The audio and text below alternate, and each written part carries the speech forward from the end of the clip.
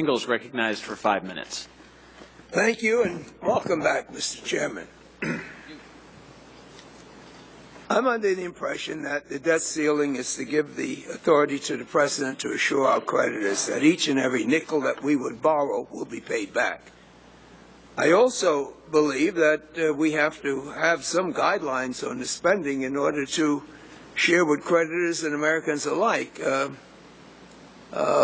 the fact that we're going to reduce unnecessary spending. Having said that, there's some people who believe that we have to have this involved, this debt ceiling, with the deficit, and of course that's controversial. Under the system of prioritizing payments, as some people are pushing forward, they would believe that we can determine just who we were going to pay our interest to while we get a better handle on the spending part of this dilemma. And I just want to ask Dr. Johnson some questions that these programs, I think you pay interest on your debt is the number one priority. I think every family would like to pay off interest. Social Security, and then third, somewhere, active duty military, and I think that's patriotic as well as political. But under this scenario, Dr. Johnson, will we be paying the people that we borrowed from in China, the debt that we owe China, the biggest creditor or one of the largest, before we would pay our American military that got caught like I did in Korea, fighting the Chinese? Does this work out that in terms of avoiding the payment of our debt that we would pay off our debtors before we pay off our military? Is that part of this plan?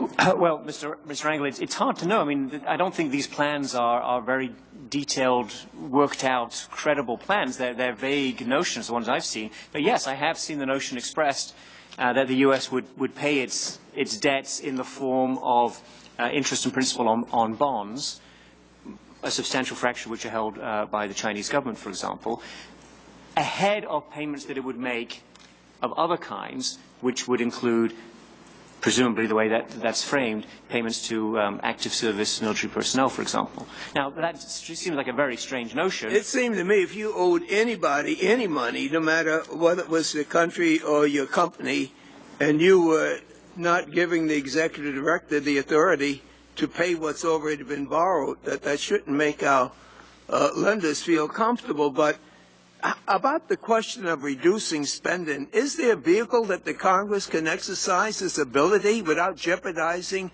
the reputation of credit? I mean, we have to deal with it, but you say, and most people, I think most people believe that, don't attack the debt ceiling and integrity of the United States of America, but use the constitutional vehicles you have. What can the Congress do to express America's concern about spending?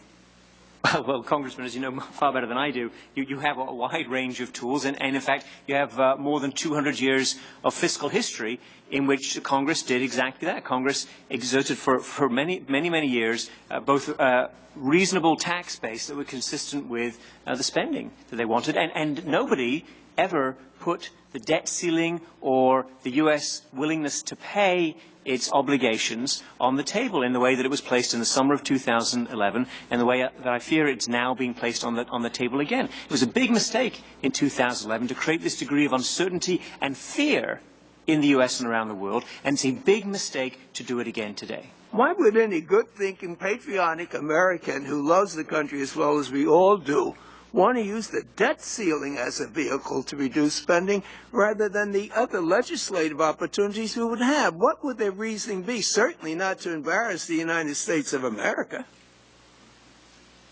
I have no idea, Mr. Rangel, but I can tell you that well, if you don't have any, then maybe it is to defeat the objectives of this president at whatever cost, as some leaders or so-called leaders have said, that they want to stop this president, and they were unsuccessful in that measure. So maybe they've decided to change tactics, and maybe this discussion is unnecessary and we find some other way to get a handle on the deficit. Let me thank you for your contribution to this hearing, as you have so many times before. Mr. Chairman, I yield back the balance of my time. Thank you. Mr. Johnson's recommendation.